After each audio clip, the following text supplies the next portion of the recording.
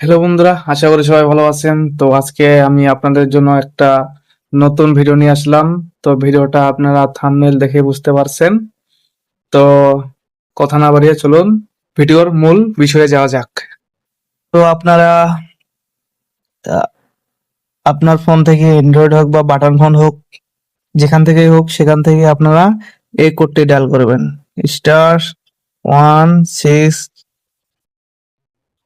*16001 hash দিয়ে কলিংয়ে চাপ দিবেন।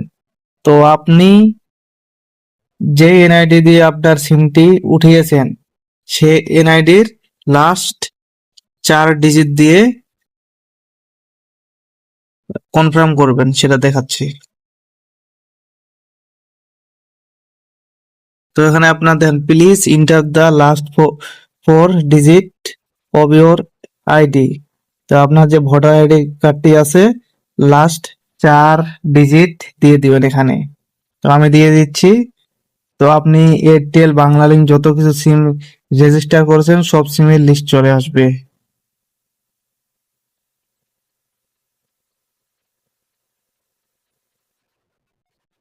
তো এইভাবে আপনার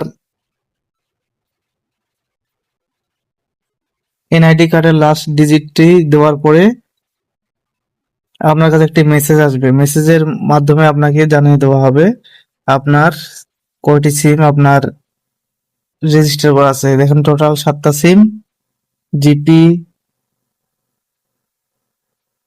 তারপরে এয়ারটেল, এইভাবে সবকিছু দেখতে পারবেন। তো ভিডিওটা এই পর্যন্ত। যদি ভিডিওটা ভালো লাগে থাকে তাহলে আমাদের পেজ বা ইউটিউব চ্যানেল সাবস্ক্রাইব, পেজ হলে ফলো দিয়ে পাশে থাকবেন। ধন্যবাদ।